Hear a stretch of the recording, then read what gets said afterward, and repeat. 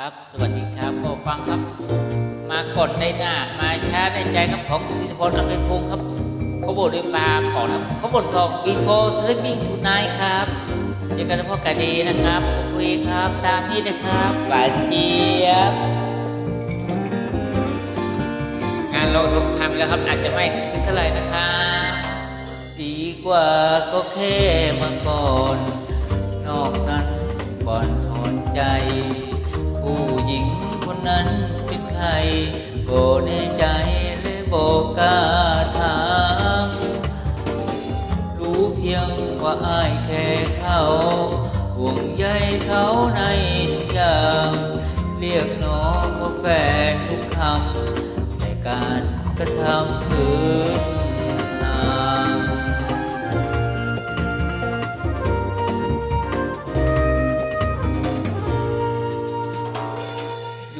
ในที่สว่างยกย่องเราดุจนางพญาให้มีหน้ามีตา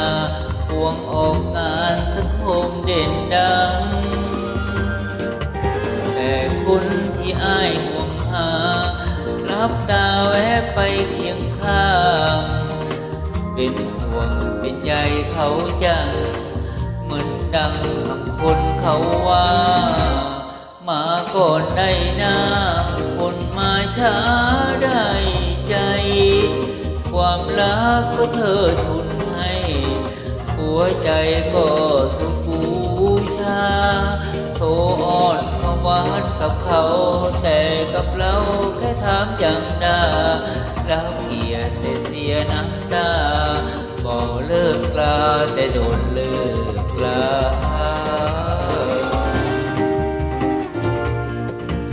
ก็ผมพูดทางไว้นะงานเราคงอาจจะไม่คืนเพราะว่าช่วงโศกเศร้านะคะทำตามหน้าที่กับเรากับเขาทำตามหัวใจทำแบบยื้อกันไปต่างอะไรกับการอกหักร้องไห้ไม่รู้กี่หนมีแฟนเป็นคนหมดรักเจ็บนานกับการอกหักเสียมากกว่าเสียน้ำตาผมพูดค้างไว้นะครับนะแต่ก่อนแล้วครับนะงานเราทงก็ผ่านมาแล้วแต่อาจจะไม่ขึ้นครับเพราะว่าอยู่ในอารมณ์โศกเศร้ากับการบรรลุของพันปีหลวงของเราหรือว่าพระราชินีนี่นะครับนะโอเคครับแล้วก็คุณสีด้วยครับ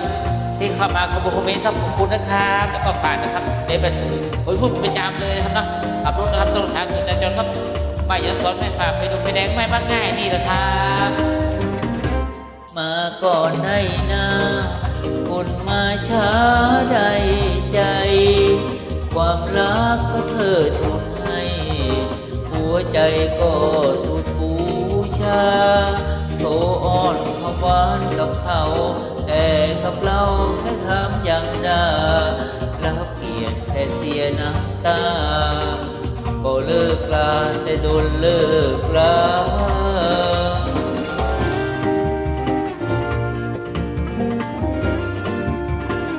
ก็มีเวลาก็ดูแลตัวร่างกายด้วยนะครับทำตามหน้าที่กับเรากับเขาทำตามหัวใจอยู่แบบยื้อกันไปต่างอะไรกับการอกหักร้องไห้ไม่รู้กี่หนมีแฟนเป็นคนหมดรักเจ็บนานกว่าการอกหักเสียมากกว่าเสียน้ำตาโอเคครับก็ได้ประมาณนี้นะครับขอบคุณนะครับสู้ๆนะครับเขาบทสอง before sleeping tonight ครับเนาะบอลนอกแมนยูบอลไทยก็แบบประมาณนี้นะครับโอเคครับขอบคุณครับหวานเจี๊ยบนอนหลับฝันดีนะครับวันนี้ถึงเพลงครับ